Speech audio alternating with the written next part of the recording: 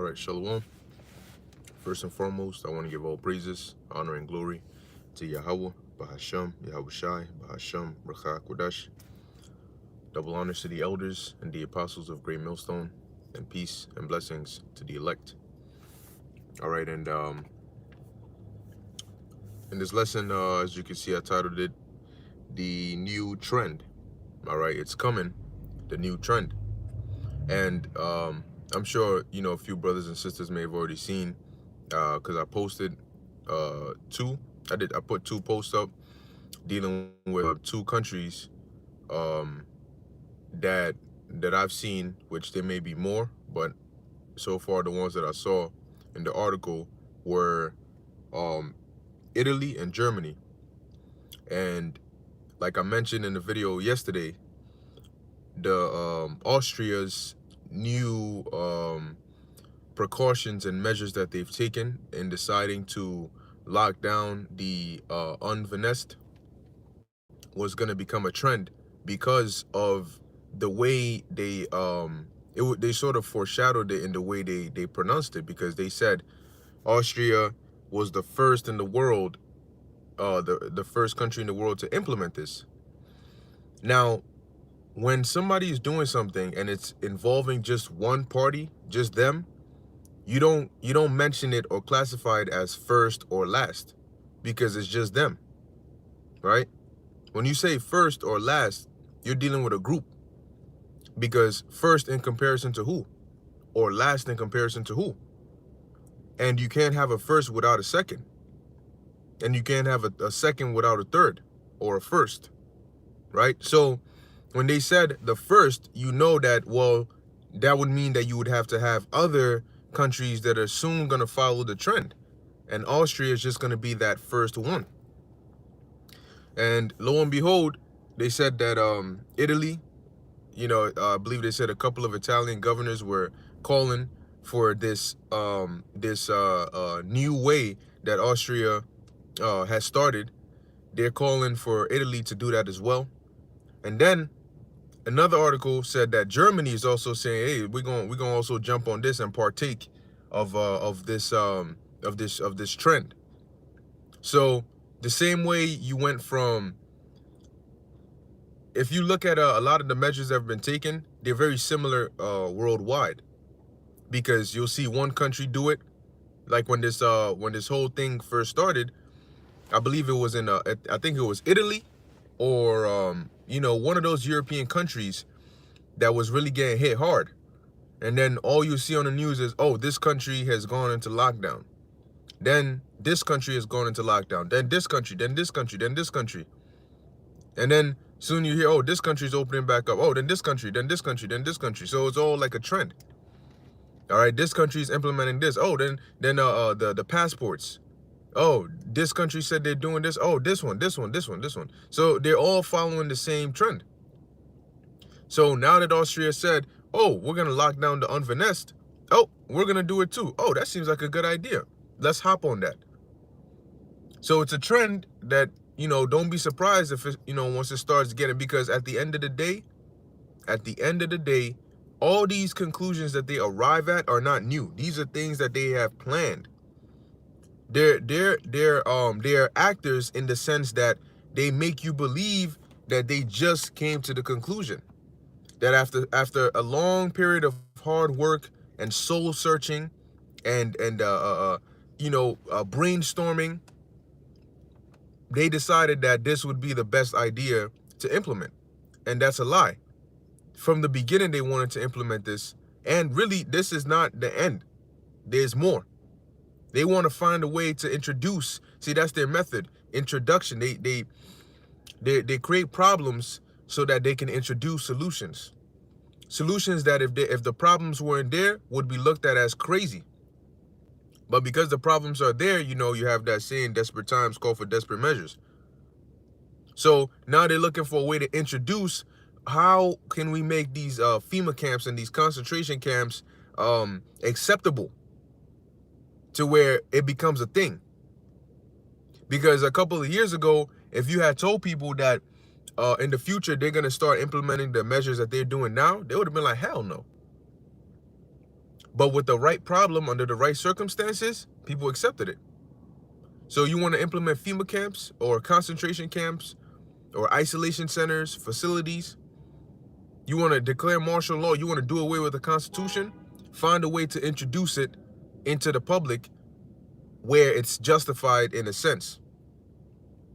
Now, I'm going to go through a couple of precepts to show you, because everything that's going on now, it's like the same formula, different numbers. Because when you go back to the time of the Maccabees, during that time of the Greeks ruling over us, namely more specifically around the time of Antiochus Epiphanes. Okay, Antiochus the fourth Epiphanes, and I believe that was his real name was Mithridates, because that was his throne name. All right, Antiochus Epiphanes. And when you go into that time, which we're going to read, a lot of the measures that they are doing now, they did back then. All right, it's just the scriptures say that this time is going to be a time like never before. So they're going to take it to a whole nother level. And this time, there's different ways that they're going to try to further their plans. And they're not going to have to be subject to certain restrictions that they had back then, because now they have technology. They can surveillance you 24/7. They have all these different means of doing things. All right, so let's start with the book of Ecclesiastes chapter 1, verse 9. And it says, the thing that hath been, it is that which shall be.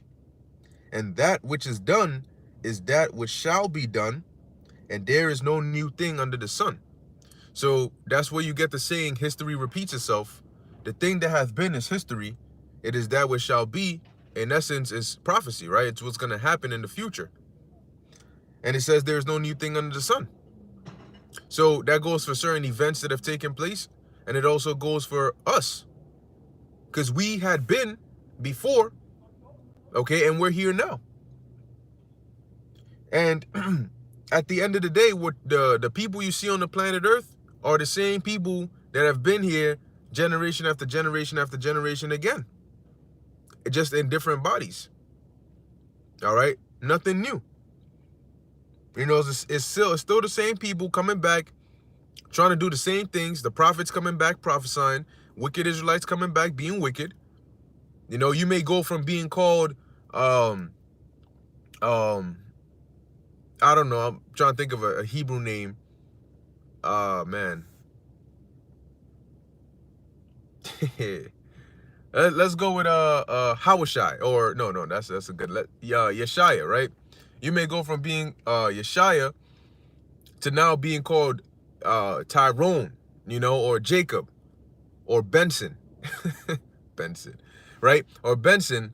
And if you were wicked back then, you're just gonna be, back then you might have been wicked with a Hebrew name. Now you're just wicked with a regular, you know, it's same people coming back doing the same thing. Okay. So verse 10 says, is there anything whereof it may be said, see, this is new?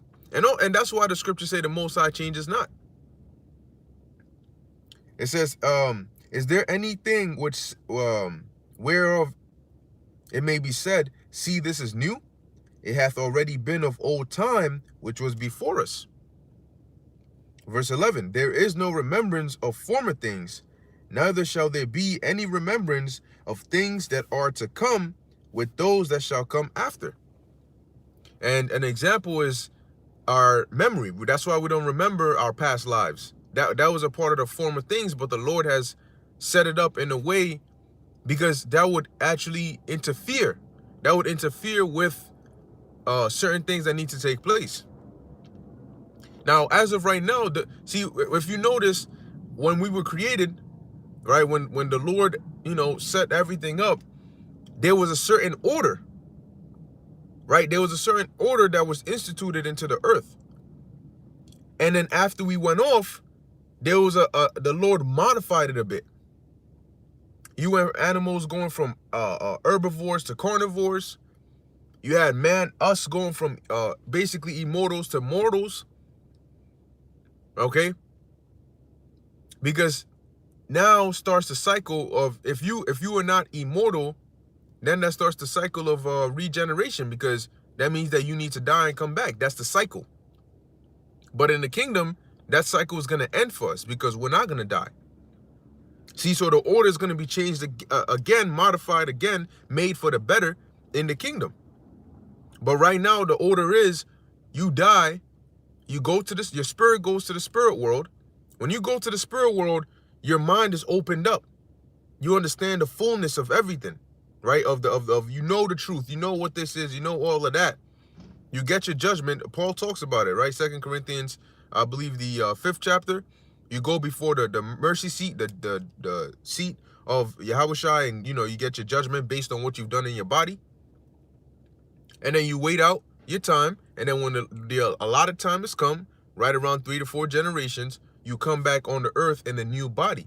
But the order is when you come back, you don't remember your past life. That's why the Lord had these things written down for us.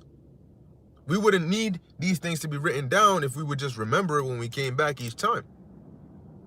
But the Lord has set it up that way. Now in the kingdom, we're gonna remember all of that. We're gonna have the memories and understanding, and because we're not gonna die anymore, so we're not gonna have to be reincarnated.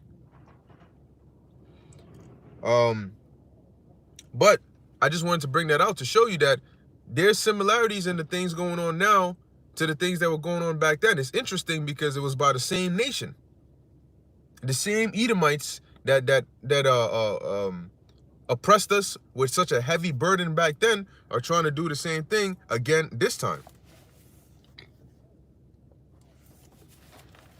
Now this is the book of 1 Maccabees chapter 1, and I'm gonna have to jump around a bit because it's a fairly long chapter, but I just want to hit the points in this chapter. 1 Maccabees chapter 1, and when you read it, it gives you a history of Alexander and all of that, and how you end up at Antiochus Epiphanes, and then it goes into the shit that he did. Now I'm gonna jump down to, I believe it was around the, okay, 1 Maccabees chapter 1, verse 29. It says, and after 2 years fully expired, the king sent his chief collector of tribute unto the cities of Judah, who came unto Jerusalem with a great multitude, and spake peaceably, or peaceable words unto them, but all was deceit. For when they had given him credence, he fell suddenly upon the city, and smote it very sore, and destroyed much people of Israel. And that's how Esau works. He gains your trust and then he backstabs you. Because why pull out your sword and then have to get into a sword fight, risk getting injured, exert all this energy, and possibly lose, when you can just have this person weaken their defenses? They turn around and you just stab them in the back. That's easy. And then you still accomplish your goal. So that's what Esau does. That's a tactic that he uses. And that's why the scriptures say, never trust thine enemy.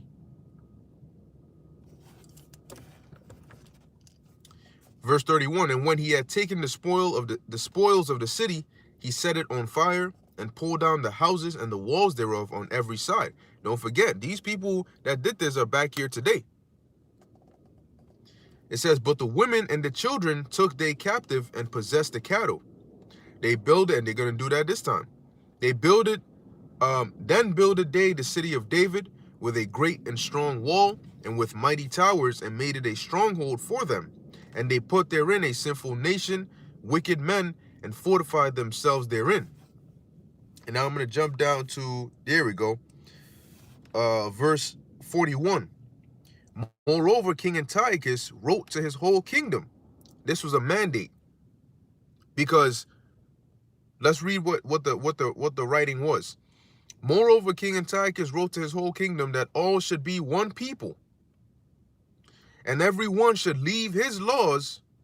So all the heathen agreed according to the commandment of the king. The commandment is a mandate.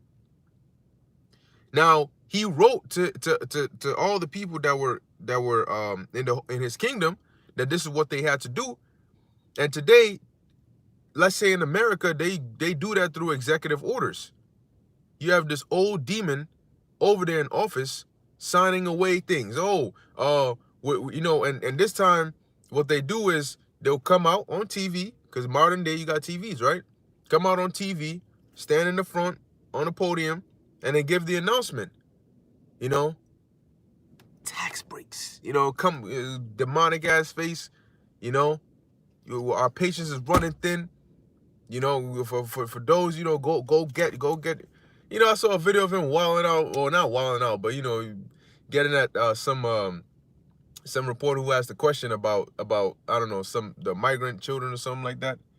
You know, he's talking about, you lost your child.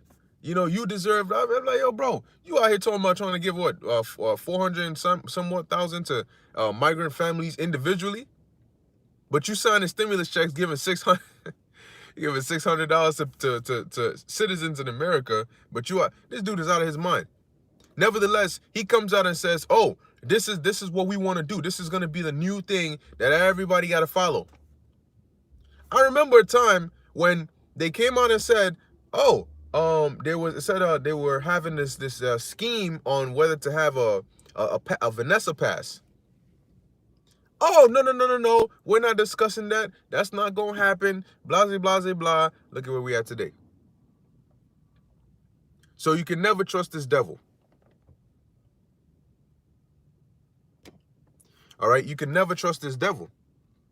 But just like they had mandates back then, they have mandates today. And the reason we couldn't comply with those mandates back then, see, when a nation took us over, they said pay tribute. Okay, we'll pay tribute, right? If we were in a certain condition and you know whatever the case is, we had to comply, pay taxes, all that. We did that. But when they came and said do something that's against your power, that's when we didn't do it. So that's the same thing that's gonna happen now.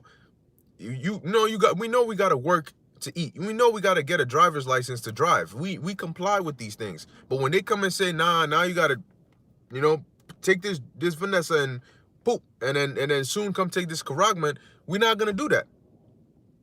But it's okay. Now the trend that they're going about is pretty much is closing in on as they close in, everybody that's on the outer, like an onion.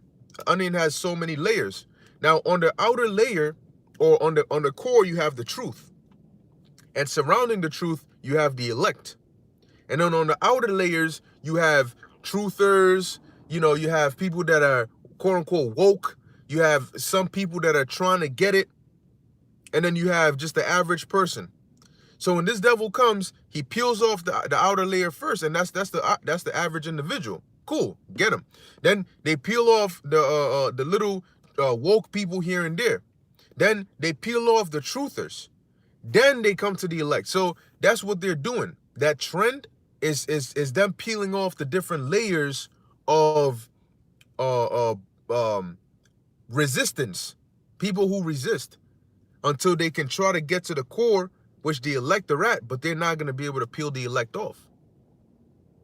Because that's when they're going to come in like a flood. After they've peeled off everybody else and they're left with their target, and they're going to try to come in, and the Lord is going to lift up that standard against them.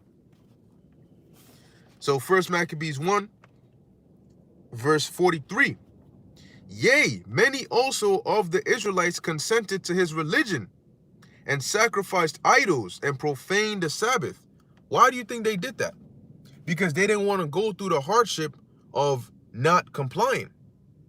Because it would have been easier for them to comply. Their lives would have been made much easier if they complied than if they didn't. Oh, I can't work. Oh, I can't do this. Oh, I can't do that. Oh, there's consequences for this. Oh, I can't go here. So it says many also of the Israelites consented.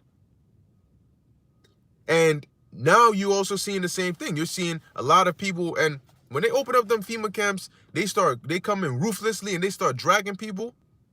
A lot of people are gonna forget about faith. Real talk. They're gonna forget about faith. You're gonna look at certain people who claim to believe, who claim to be Israel, and that's when you're gonna truly understand why Revelation 3 and 10 is written about the Lord keeping the elect.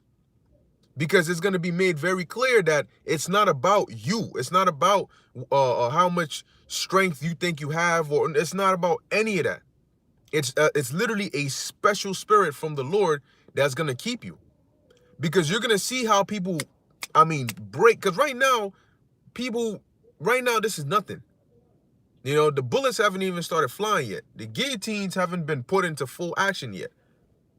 The tortures and the dark, full-on Jacob's trouble hasn't kicked in yet.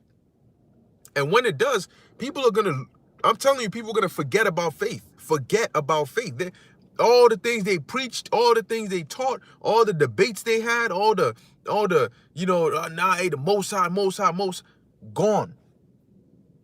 Gone. You're gonna be seeing these people running, right? What's that? Isaiah 31, running down to Egypt for help. But yo, F that shit. Yo, bro, what happened to the Most High? What you mean, nigga? What? You see the size of that gun? Do you see what it did? Do you see how, people are gonna, man, and you're gonna, the elect are gonna see these people, and it's gonna be like, wow, oh shit, like this dude completely caved in, all the way. Worse than a 2/3. Well, what I mean by that is, you know, somebody that's without. But you're gonna have situations like that, just like you had back here. But at the same token, the same balance, you had men and women that stood firm for the Lord, which we're gonna get. Verse 44: for the king had sent letters by messengers onto Jerusalem. Now, today, how do they do it? By the media. You have articles, digital letters, right? You have video form of it. Yeah, it's everywhere. It says, in the cities of Judah, that they should follow the strange laws of the land. See, you follow the laws that you can of the land, because you follow the laws of the land until you can't. But these are strange laws. These are draconian laws. These are laws that we cannot comply with. See, on average, we are law-abiding citizens, right? We're not criminals. But you're creating new laws that you know that we can't comply with. Okay, it says here, and forbid burnt offerings and sacrifice and drink offerings in the temple, and these are called restrictions. Okay? When they forbid you from doing something, they're restricting you. They're saying a part of compliance is you can't do this, you can't do that, you can't do that. And if you don't comply, these are the consequences. So you have mandates and restrictions. It says, and forbid, verse 45, and forbid burnt offerings and sacrifice and drink offerings in the temple, and that they should profane the Sabbaths and festival days, and pollute the sanctuary and holy people, set up altars and groves and chapels of idols, and sacrifice swine's flesh and unclean beasts. That they should also leave their children uncircumcised, and make their souls abominable with all manner of uncleanness and profanation. And as a whole, what is this doing? This is separating Israelites from their power, because all the things that made us holy, ultimately they're going to say, take this charagma and consent unto us, be a part of us, become a member, all right, being controlled by this beast. And you know what's going to happen to you? You're going to be slain with the beast. You're not going to gain victory over it, like how the elect are. And it says, to the end that they might forget the law. Now, what was a driving factor to remember the law? Yeah, you had the fringes, but it was the Most High. Because we knew that if we disobeyed, if we went off, there was somebody, a power that would hold us accountable. There was a power that would hand out judgment. So we kept the law, which was obedience unto Yahweh B'Hashem Yahushai. So it says to the end that they might forget the law. In essence, if you forget the law, you're forsaking your obedience to Yahweh B'Hashem Yahushai. And that's what they want to do now. And change all the ordinances. And whosoever would not do according to the commandments of the king, he said he should die. Now, what does that sound like? Let's And like I said, all this happened thousands of years ago. Okay, what we looking at? Like 300. No, we're looking at one something, you know, around like 170, 160 something BC. So that's about 2000, 2100 and almost what, 80 years, you know, around there. That happened back then. But that's why we started with the book of Ecclesiastes, dealing with the thing that had happened is going to happen again. They're following the same tactics. So real quick, this is the book of Revelation, chapter 13. Because remember, it said anybody that would not follow the commandment of the king should what? Should die. And this was done by Edomites when they were in the Greek rulership. And let's see what it says here in Revelation 13. Revelation chapter 13, verse 15. And he had power to give life unto the image of the beast. And the image of the beast is the system. And the system has a way, right? In the system, you have a way of doing things. You have do's and don'ts. You have laws and consequences. It says that the image of the beast should both speak and cause that as many as would not worship the image of the beast should be killed. See? So the same mindset they had back then is the same mindset they have now. That these are our requirements, these are our stipulations, these are our rules, our draconian measures. And if you don't follow it, well, then you should be killed. You out of here. You're irrelevant. Your life is worth less than dirt. And so you have to be ready for that. We got to be ready for that. But there's a balance to it all. See, it's all a buildup. It's a storyline. You have, and in the storyline, you got the antagonist, right? The villain that gets his story built up. He's doing this, he's doing this, he's doing that. And then you have the other side when the climax, where the ultimate fight happens. At the end of the day, the protagonist wins, as we know according to prophecy. So I'm going to stop there in 1 Maccabees chapter 1 and hit the next precept. So like I said, there's a balance, right? There's a balance, just like back then. And even back then, when they came with all of this, the Lord still had a balance. The Lord still evened it out by helping us out. This is the book of Daniel chapter 11, verse 30. And Daniel, the 11th chapter, in a nutshell, is going into the history, which it has already taken place, but it's going into the history of the Syrian wars. And in the 6 Syrian wars, in the midst of that, you had this event that was taking place with and because the Syrian wars were really between the Seleucids and it was really between the Seleucids and the Ptolemies. The Seleucid Empire or Seleucid dynasty and the Ptolemaic Empire or the Ptolemaic dynasty. And they were going back and forth, and Israel was in the middle. So during the time of Antiochus Epiphanes, he partook in, if I'm not mistaken, the 5th and the 6th Syrian war. Okay. Nevertheless, Daniel 11 was a prophecy that was revealed unto Daniel that was fulfilled during that time of the Greeks. And a part of it was also fulfilled in the book of Maccabees. So Daniel chapter 11, verse 30,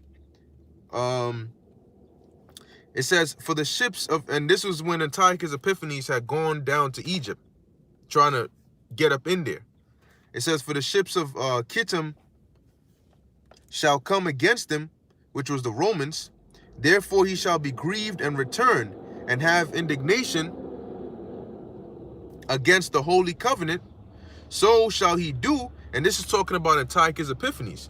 Now, when you go into the history of it, when Antiochus went to try and fully invade Egypt, Egypt had already sent out and called for help from the Romans. Okay, and they sent, if I get his name right, I believe it was Gaius Laelius Populus or Popilius. He came there, you know, he drew a circle in the sand around Antiochus. And he told him, he said, look, If you try to go up in there into Egypt, that's you declaring war with us. So you either retreat right now or you declare war. Which one is it? And then he drew the circle around them, the line in the sand, and said, give me an answer before you step out. So Antiochus, of course, he retreated. He was pissed off. He was hurt. He was hurt. So he goes back pissed off. And he takes it out on us. As it says here, verse 30, and have indignation against the holy covenant, so shall he do. He shall even return and have intelligence with them that forsake the holy covenant. Because you had wicked Israelites that, like Menelaus, that were set up, okay, and they were in league with Antiochus to mess Jake up. Verse 31, and arms shall stand on his part, going into armies, and they shall pollute the sanctuary of strength, which is the sanctuary, the temple, and shall take away the daily sacrifice, as we just read. And they shall place the abomination that maketh desolate. And this is a different, this isn't the same abomination of desolation that is spoken about in Daniel, the 9th chapter. The abomination that maketh desolate in Daniel, the 9th chapter, was dealing with the Romans during the time of 66 to 70, around 73, 74 AD, but really 70 AD when they destroyed the temple. Verse 32, and such as do wickedly against the covenant shall he corrupt by flatteries, because you had sellouts. But the people that do know their God shall be strong and do exploits. And namely, you had the Hasmonean family. Judas Maccabees, right, was one of the brothers, but they were known as the Hasmoneans. Okay, the Hasmonean family. I believe that was their family name. And their father was Mattathias. Now, I forgot the name of where the name come from, but I think it is somewhere along the lines of Hasmon or something like that. But anyway, the point is here. It says here that, but they, where we at?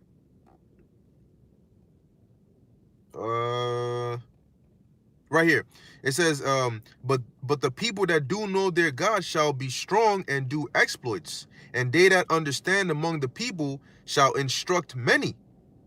Yet they shall fall by the sword and by flame, by captivity, and by spoil many days. So you had certain Israelites who, as all these things were going on, you had, as we read in First Maccabees, Israelites that consented, but you also had Israelites that said, no, we're going to stand for the laws. We're going to stand by our power. We're going to stand by Yahweh B'Shem Yahushai.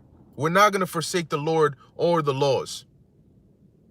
Okay, and they instructed many. There's when you read in the book of Maccabees, they basically told Israel after Mattathias had slain that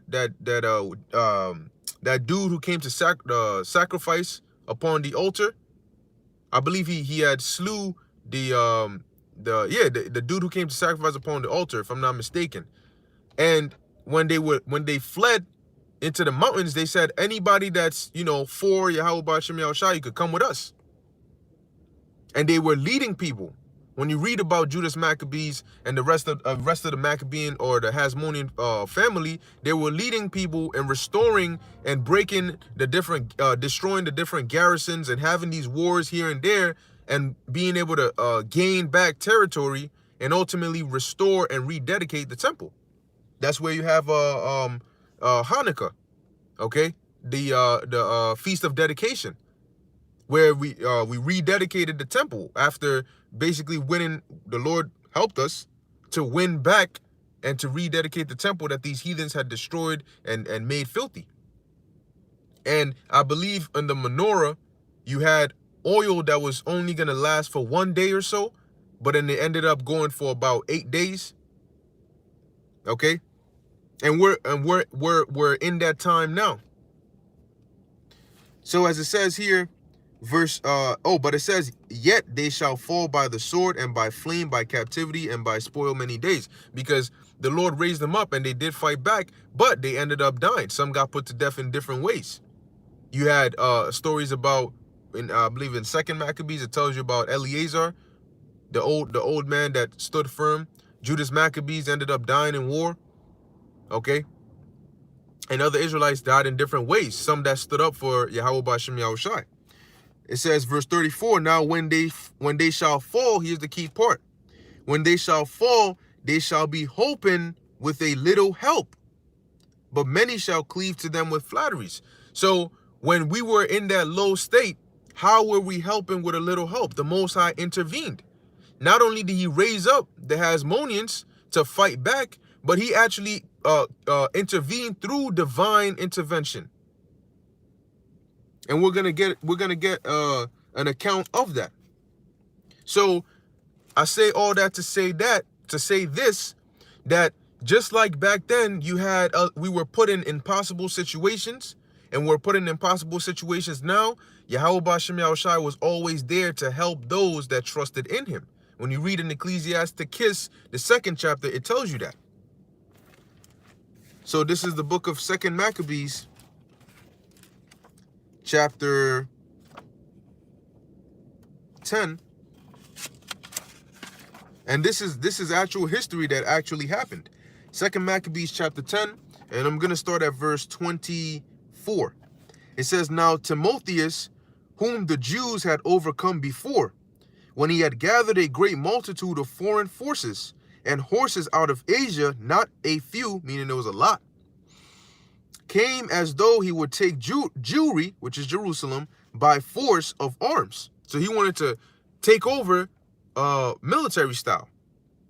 But when he drew near, they that were with Maccabeus turned themselves to pray unto the Most High, and sprinkled earth upon their heads, and girded their loins with sackcloth, and fell down at the foot of the altar, and besought him, the Most High, to be merciful to them, and to be an enemy to their enemies, and an adversary to their adversaries, as the law declareth. So after the prayer they took their weapons, and went on further from the city, and when they drew near to their enemies, they kept by themselves. Now you see, when they prayed, they didn't just sit there. Oh Lord, please deliver us, be an enemy to our enemies and an adversary to our adversaries. Now we're just gonna sit here and wait. No, they prayed, and they still went forth to war, still went forth to the battle. When you are in need of something, say you need a job, you pray to the Lord, of course, first and foremost. But you don't just sit there, you start applying.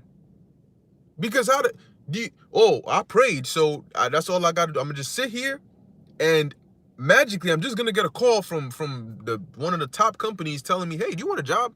I'd like to give you a job. Come on in. You got it. Forget an interview. You got it. No. You're still going to need to apply. Still going to need to go through the hiring process, go through the interview process and all of that. But after prayer, if the Lord answers your prayer, you will get the job. You have to go through the normal process, but you'll succeed. It doesn't mean you're just going to sit there and then magically money just comes into your pocket. Okay? So they prayed, and then they went forth to the war. And that's where to find out if the Lord answers your prayer or not. And let's see what happened. Verse 28. Now the sun being newly risen, they joined both together. So it was early. They joined both together, the one part having together with their virtue, their refuge, also unto the Lord for a pledge of their success and victory. The other side making their rage leader of their battle. So you had the side which is led by Judas Maccabees, which had put their refuge and their hope in the Lord. And then the other side by Timotheus was rage. Oh yeah, we're going, oh man, oh, I can't wait to mow down these Jews, man.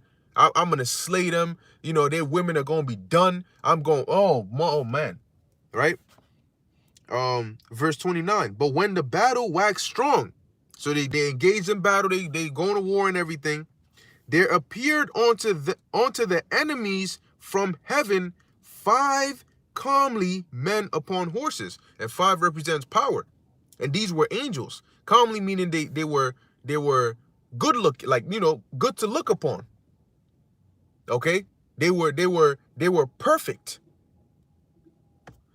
It says here, men upon horses with bridles of gold, and 2 of them led the Jews. So the Lord sent down 5 war angels.